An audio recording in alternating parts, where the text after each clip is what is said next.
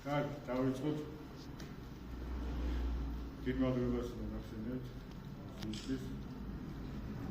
როგორც იცით, დღეს ნახავთ ფედერიკო ფელინის ფილმს გზა. ამ სიტყვის გზის წარმოთქმისას ხშირად მახსენდება ხოლმე ცნობილი ჩინელი ფილოსოფოსის ლაოძის სიტყვები. ჩვეულებრივი გზა არ არის გზა. ანუ იგულისხმება, რომ პიროვნული განვითარებისთვის, ანუ თუ ადამიანი გადის ამ პიროვნული განვითარების გზას, საჭიროა მეტი ძალისხმევა, სულიერი ძალისხმევა პირველ რიგში. სულიერი ძალისხმევა, რათა ადამიანმა მიაღწიოს ეთიკური დიალექტი. ჯერ პირველ რიგში რათა გაიგოს, გაგებას აქვს მნიშვნელობა, გაგება არის ძალიან რთული. ამ შემთხვევაში, როგორც აღნიშნეთ საუბრისას, ძალიან უბრალო არის ეს ფილმი, მაგრამ გასაგებად მარტივი არ არის. ამ უბრალოების მიღმა დიდი ოსტატობა ძევს ინტელექტი, ანუ ფელინი, რა თქმა უნდა, ძალიან განათლებული ადამიანი იყო, ის ბევრს ფიქრობდა სანამ დაიწყებდა ფილმის გადაღებას, მაგრამ ამავე დროს ის მუშაობდა შთაგონებით. თვითონ მემუარებში წერს, რომ როდესაც გადავიდა გადასარევ მოედანზე, მე ამ ჩემი თავი საერთოდ მოვიწვევდა. ამ დროს აი სრული, ანუ აი ესე იგი რაღაც მანქანა ვიყავი ხოლმე, ამ დროს არ მეტი არ ვიყავი, არამედ რაღაც მანქანა ირთვებოდა ჩემშიო და ანუ ესე ვთქვათ, შეზავებული იყო მასში ეს ინტელექტი, როგორც ვთქვით, წინასწარ ჩანაფიქრი ძალიან გახვეწილი არის ყოველთვის ფილმის ჩანაფიქრი და ამავე დროს ამას ემატებოდა ეს შთაგონება, შთაგონებით მუშაობა. ანუ რა შეიძლება ითქვას კიდე, რომ ეს არის 1954 წლის ფილმი, ეს არის ომის შემდგომი პერიოდი. ომმა, რა თქმა უნდა, ფუნდამენტურად შეარყია ყველანაირი ეს რაღაც ფასეულობები, ეთიკური ფასეულობები, ანუ ადამიანები ომის შემდგომ ძნობდნენ ამ სიცარიელებს, ამ დაბნეულებას. მოხდა ფასეულობათა გადაფასება. აი, რაც უკვე შეუძლებელი იყო, რომ ომამდე რაც იყო მიღებული, ისე ის დარჩენილი იყო იმავე სახით. აი, მაგალითად ცნობილი მოაზროვნე თეოდორ ადორნო ასე სვამდა კითხვას, ანუ შეიძლება თუ არა ოსვენციმის შემდგომ ლექსების წერა. ანუ ის უარყოფითად პასუხობდა, რომ რადგანაც ასეთი ბოროტება არსებობს ჩვენში, ამის შემდგომ უკვე უფლება, მორალური უფლება აღარ გვაქვს წეროთ ლექსები. აი ასეთ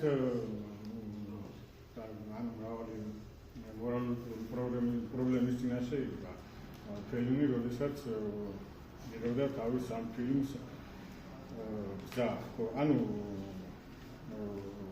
ესე წინასწარ ბევრს მაინც არ ვისაუბრებ ფილმის შემდგომ ჯობია ხო გარჩევა. ბოლოდ გეტყვით, რომ აი დაუკვირდით, რომ ამ ფილმს აქვს ასეთი სტრუქტურა, ორი ესე ვთქვათ ხაზი არსებობს, ორი მოძრაობა არსებობს, ორი ტიპის მოძრაობა.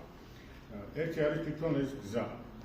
გზაზე ანუ მიდიან პერსონაჟები, ხო? ესეთი წრფივი ანუ ვიზუალურად ვთქვათ, ესეთი ის არის, ხო, გამოსახულება. გზა, მაგრამ ამავე დროს აქ არსებობს ეს წრიული მოძრაობა. ამ გზას რაღაცნაირად ზოგჯერ რამდენჯერმე ფილმში ეღობება ეს წრეზე მოძრაობა, ხო? ანუ თითქოს ამ მიზნის მისაღწევად, ხო, ჯერ ესეც კითხვა არის, ესეც პრობლემა არის, ან მიზანი რა არის, ხო? ანუ კი გზას გავდივართ, მაგრამ მიზანი რა არის, ხო? მაგრამ ამ გზას მუდმივად ეღობება ეს წრეზებული. ანუ რასაც ჩვენ ყოველდღიურობას რუტინას უწოდებთ, ხო? რაც ჩვენ გავიწყებინეს რაღაც მაღალ ფილოსოფიურ პრობლემებს და ისე ჩაგვაგდეს ამ მორიგში. ანუ ეს ორი მოძრაობა არსებობს. აი ამას თუ დაუკვირდებით, კაფეო დაინახავთ ფილმში, ხო? ერთი ეს ფილმი მოძრაობა გზის და მეორე ეს ტრიალი. ხო, ანუ ეს ცირკის ნომრები წარმოადგენენ და ამის შესახებ მინდა თქვა კიდე რომ ანუ ფელინი აიჩია ესე იგი კლოუნები, ხო, თავის პერსონაჟებად ასეთი დიდი ტრადიცია არსებობდა იტალიაში, კომედია დელარტე, ანუ გააჩნდა გარკვეული ტრადიცია ფელინამდე. და ანუ ეს პერსონაჟები არიან ძალიან უბრალო, აი თითქოს ინტელექტითაც უბრალო ღარიბი ადამიანები. როდესაც ეს ფილმი გამოვიდა, ხო, რა თქმა უნდა, ესეთი ცოცხალი გამოხმაურება მოყვა კრიტიკას, მაგრამ ეს კრიტიკა იყო საკმაოდ ძაფრიც, ხო, მაგალითად ერთმა ავტორმა უწოდა იდიოტის სახარება ამ ფილმს, უწოდა რომ ეს არის, ანუ დოსტოევსკი იყო კონტექსტი, რა, ანუ ამ ფილმის მთავარი პერსონაჟები არიან ესე იგი იდიოტები, ანუ მაინც ასეთი თითქოს დიდი გონებით არ გამოირჩევა, თქვათ ის კლოუნი თავის, ხო, ჯეისონი. მაგრამ აი ზუსტად ეს უნდა ეჩვენებინა ფელინის, ანუ აი კაპიტალიზმის თქმა უნდა. ესთეტიკურ კატეგორიაში ერთ-ერთი ესეთი ესეთი თავარი კატეგორია არის გროტესკი, გროტესკის კატეგორია. დიდი ტრადიცია აქვს ევროპულ კულტურაში გროტესკის, მაგრამ აი რა არის ფელინის ფილმში არსებითი სიახლე, ხო? მანამდე გროტესკი არსებობდა ყოველთვის აი ბოროტებასთან მიმართება. რომ თითქოს ეს გროტესკი და ბოროტება იყო ერთმანეთთან კავშირში, ანუ ბოროტება გამოდიოდა გროტესკული სახით. და ფელინი აჩვენა აი რაღაც გულის შემძვრელი, ანუ სიკეთის გროტესკი აჩვენა, აი ანუ რა გროტესკულია თანამედროვე სამყაროში, ანუ სიკეთი, ხო? და როგორც თქვით, ანუ ცირკის მსახიობები არიან, ხო, მთავარი პერსონაჟები, აი ორი ამას ვთქვი და დავამთავრებ.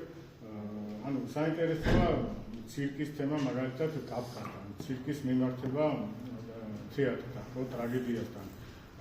ანუ არისტოტელის პოეტიკა მიცხოვს კლასიკური სქემა, რომ ბოლოს უნდა დამთავრდეს კატარზისით და ანაგნორისი, ანუ არისტოტელის ტერმინი არის ანაგნორისი, ნიშნავს ამოცნობას, შეცნობას, გაგებას, ხო?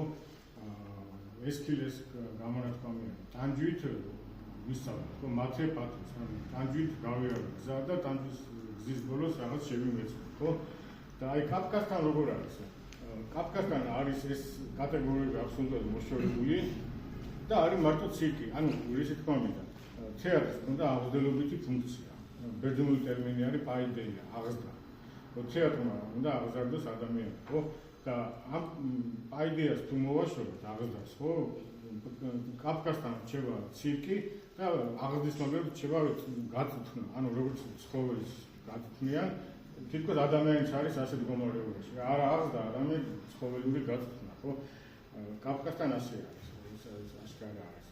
აი ფელინმა მოახერხა, რომ აი რაღაცნაირად გვანახა ცირკი, ოღონდ მასთან არის ეს კლასიკური არისტოტელესური ვარიანტი, ანუ მასთან ისე მუშაობს ეს აღზრდა, აიდეა, ანუ ეს კლასიკური კატეგორია. მადლობა კვადრატს და ნახოთ